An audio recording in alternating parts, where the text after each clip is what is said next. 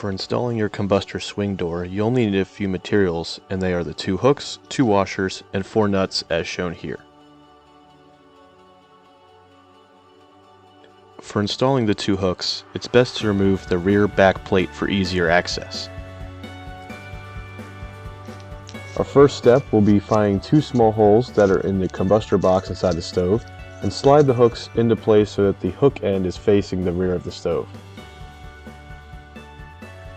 Next, we'll attach the washers by just sliding them down on the threaded end of the hooks exposed on the top of the box, and then add the nuts as well and hand tighten them down as much as you can.